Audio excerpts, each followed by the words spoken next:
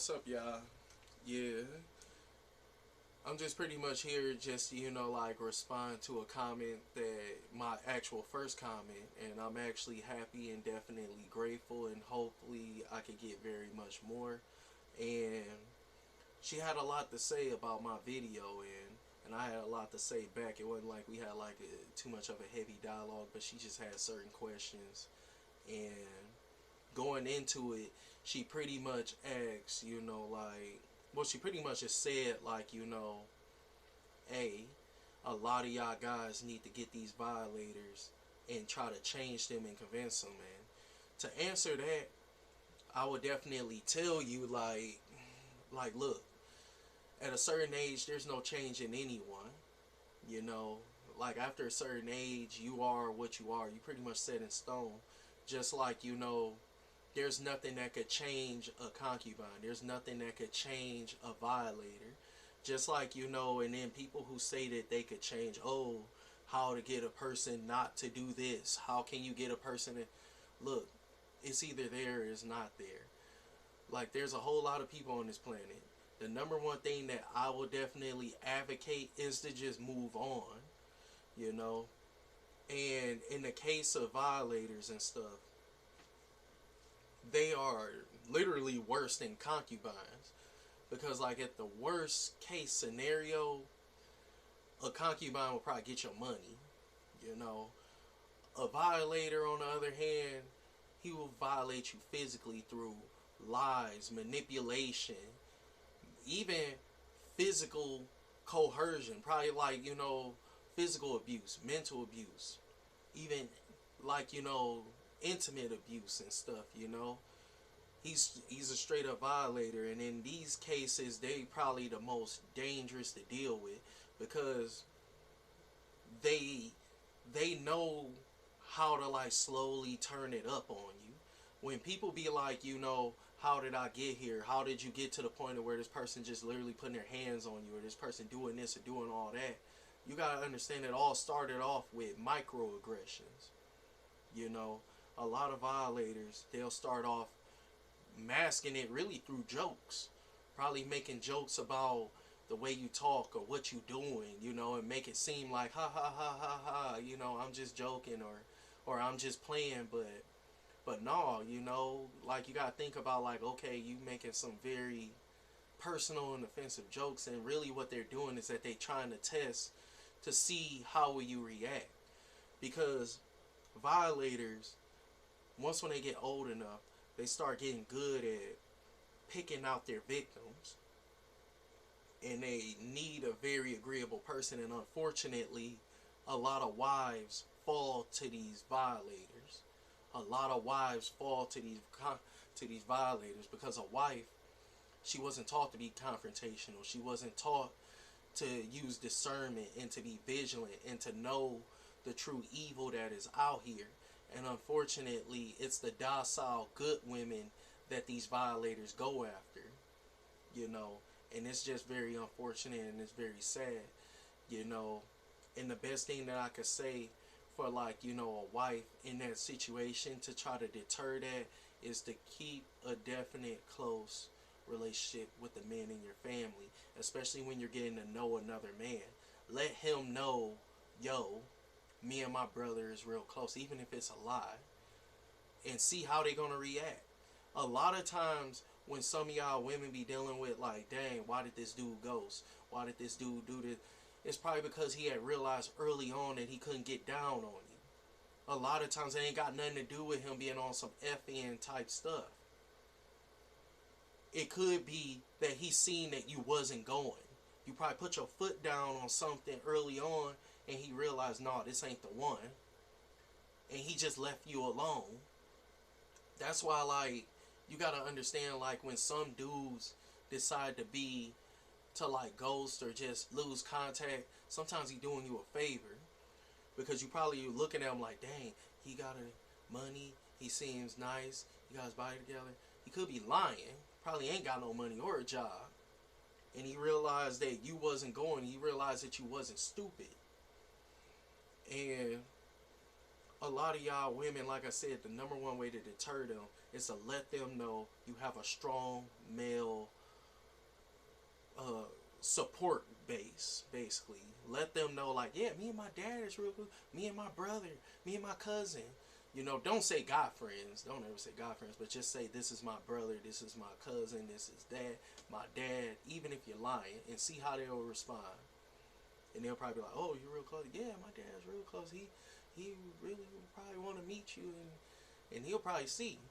But just like what she had mentioned, she said that her dad had met some of the dudes and stuff like that. And in certain cases, you know, I would say definitely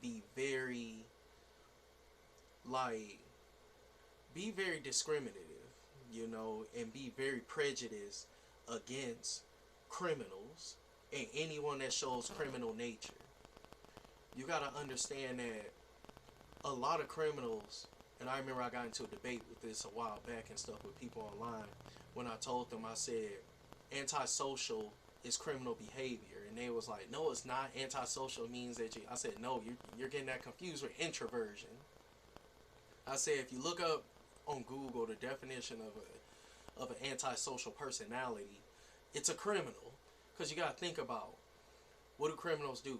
They lie, cheat, steal, commit acts of violence. If someone lied to you, cheated on you, committed acts of violence against you, do you think that you're going to be the most sociable person after that?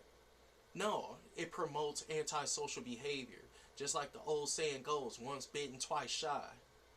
You know, that's true. You know, a lot of criminals promote antisocial behaviors because, yeah, and in the black community, like what me and her was talking about too, she was like, yeah, well, the black community is this. I said, well, like, that's because the black community is actually a prison culture. Our culture in aggregate in the poor black community is a prison.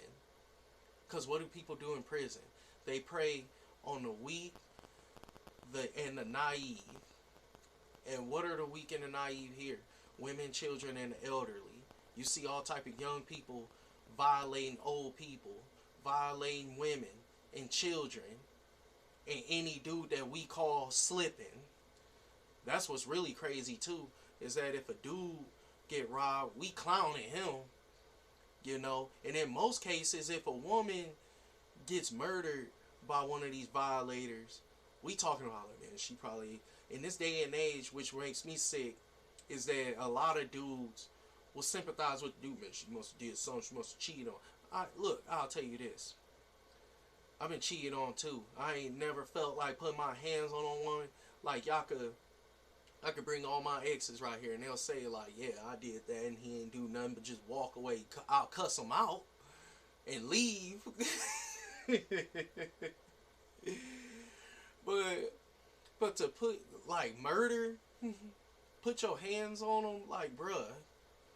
Like I said, but it's a violator, and a lot of these violators were born from prison. That's why I say it's a prison culture, because a lot of these dudes, if they've been locked up, even in juvenile, because even right now in Detroit, we coming to find out, like, even in juvenile centers, a lot of these kids is being physically violated by other prisoners and even the administration. There's a whole entire investigation going on in our juvenile center right now. It could have happened when they was in juvenile jail. It could have happened when they was a grown man. Because you don't know how some of these dudes is laying it behind bars. They may come out tatted up, push-ups and stuff, but you don't know what the heck they probably had to go through. Getting taxed every week, getting beat up, you know, getting violated, getting coerced into certain things. Probably done did certain things they ain't proud of. And then they come out and they put on this mask like they was big dog behind bars when they wasn't. And then some of y'all women, y'all come to believe that. And then y'all trust these violators around your kids too. God forbid if you even trust any of these ex-cons around your kids. And then unfortunately, you know, a lot of the kids will grow up, you know, the sons and the daughters will grow up kind of sideways, you know, and become violators and concubines. Because unfortunately in our community, and I'm kind of guilty of this as well, when a lot of the good men become successful, they leave, you know. And I did that. I no longer live in the city like that. Once when I got, like a good job, and once when I graduated, I literally left, because with what I was gaining and what my family was gaining, we couldn't have nothing nice. We couldn't have no new car. We couldn't have nothing nice. We couldn't dress nice. And then we become targets. And then targets of hate and everything and stuff. At my age, most of the street dudes become very violent because they get mad because they look at it like they traded in a lot of their future just to have access to hood rats that who respect them. Like when a hood rat will say something, or concubine say something like, oh, I love bad boys, I love a thug, I love a guy, just like what I think it was Asian doll said something about, like, I can't date a dude unless he got some bodies on him. A lot of these dudes believe that and chase after that. And then when they get older and they find out how trapped they really is, it's a sad sight for a street dude or a violator to get up to 30 and realize they don't have anything tangible. They find out that they have no options. You got a felony, you can't get no good job. You can't, like, you got a felony, you can't get a good job. You too dang old, can't nobody help you or take care of you for you to go to school and learn nothing. And then even if you did try to learn some, you invested so much time outside of schools, dang there, like, you got to go back to community college for dang there 2-3 years before you can even get to the university. You've been pushed back way behind. By the time you're 40, you'll probably have what most people have at 25 or 23. And you start to realize that, and you get mad and you get angry and you start drinking every day. You start smoking every day. You start eating bad food, and you start taking that anger and that frustration out on, like I said, wife types. And you become an ultra violator. You end up out here ready to crash out, getting into it with young boys and all that type of stuff. You hanging around with little kids and stuff, teenage boys, because no woman your age wants to deal with you. So you hanging around with teenage boys, hoping that they could bring you around teenage girls, so in her eyes you could seem like you cool or something. You been to jail, you got tattoos, and all these other dudes respect you because she too damn young to figure it out that you really a loser.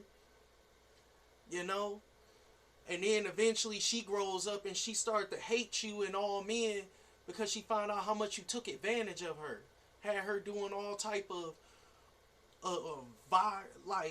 like degrading group acts, and she was down to do it just because she was young and naive. Like I said, it's prison culture. They take advantage of the weak and the naive. They manipulate on them, and unfortunately, this is the story of a whole lot of black women. Then you wonder why the heck they gotta be so aggressive when they gotta deal with growing up through that, but also they gotta grow up being grown, where they gotta deal with being street harassed. They gotta deal with a dude that can't take no for an answer. And they wonder why the heck they have this such hyper aggressive attitude, because they had to deal with ever since they was young, dudes touching on them all the dang time. And dudes acting aggressive over them all the time. They had to let them know, like, look, bro, I ain't the one. Don't play with me like that.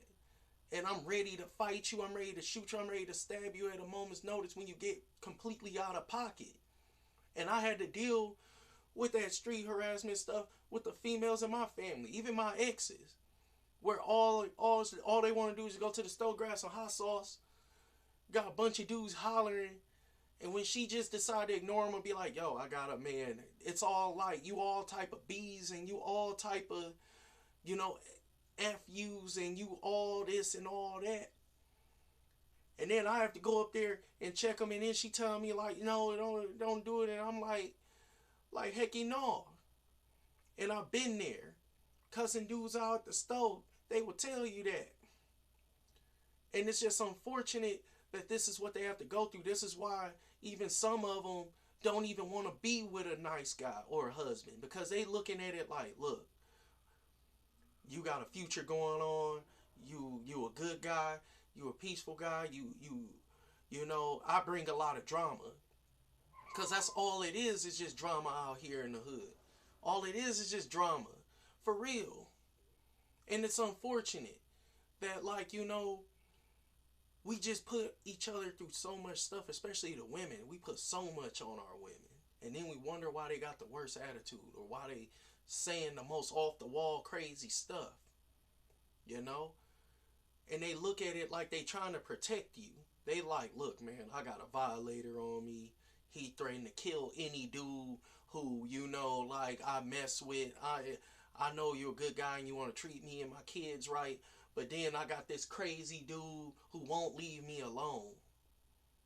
And she just looking at it like, look, you don't want these problems, so just keep it going. I wish I could. And a lot of these good women are held hostage by these violators.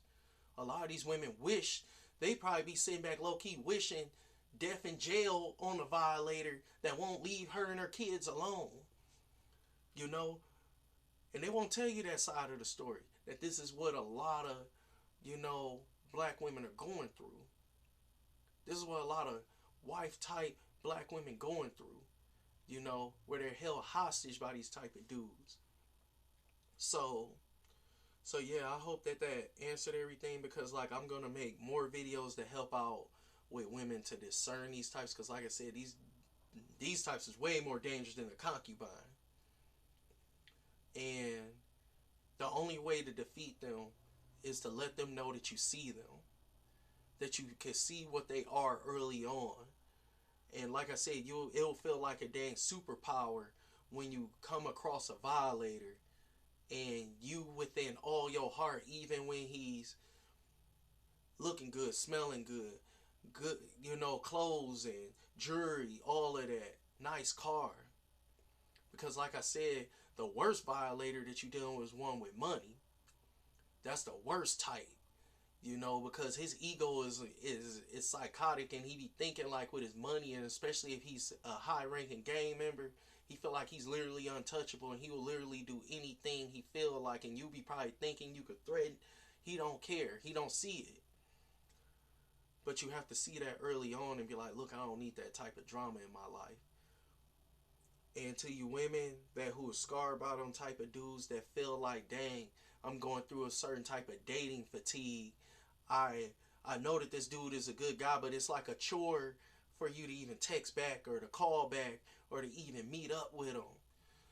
The only way that y'all could really, and what I had to do a long time ago in certain situations when I dealt with, like, you know, a concubine try to put a baby on me, and I literally took care of the kid for a whole year, and come to find out the baby wasn't mine, and she was doing all the most, because that whole switch up was a mug, and she was a lot on me. And I remember I went through that burnout as well. I remember I ran into objectively good women, but I didn't have the will to properly text back. I didn't have the will to answer the phone. I didn't have the will to actually go out on dates. And I remember I had to stop and just tell myself, like, look, man, you need to heal. And a lot of y'all women, y'all literally need to heal. I'm talking about no text, no talk, no dating apps, no sex. Go celibate for a whole year. Bring all the focus back to you. Get in the gym. Finally start eating better. Finally try to figure out what you want to do beyond just getting up early and going to work every day. Because right now, this is very therapeutic to me right now. And definitely put the bottle down. And definitely don't, like, it's nothing wrong with getting a little smoke or a little drink, you know, and eating some fast food. But it's just a different story when you're doing that every day. You got to bring order and discipline into your life. Tell yourself, like, okay, I'll drink on the weekend. I'll have fast food on the weekend. You know, I'll smoke on the weekend if you could do it, you know, because I had to learn to do that myself. Because you'll spiral out of control, and don't let them people win, because that's exactly what they want. They want you always on their mind. They want to know that they have negatively impacted you in your life, because these type of people, they feel like that they can't contribute nothing positive to society, so what all they want to do is just contribute everything negative. They want to look on your page and see that you gain weight. They want to look on your page and still see that you bitter and yelling and angry. One of the things that will hurt them the most is when they see you smiling and looking beautiful with an objectively good man. Same thing with you husbands. A lot of these concubines will try to break you too. They'll try to break your kindness, break your will, but you can't let them win. At the end of the day, You know, you got to try to focus back on you and recharge because you went through a traumatic experience. Going through, and like I said, like a lot of going through dealing with a violator, dealing with a abuse from a concubine, you need to recharge because we ain't robots. You know, take some time off from dating, hooking up. None of that stuff ain't good for you. All it is just a distraction, you know. And definitely I'll make more videos about this. Hopefully this answered your question. And have a good night and talk to you soon. Peace. Like, comment, and subscribe. By the way, yeah, I be forgetting to say that. Yeah.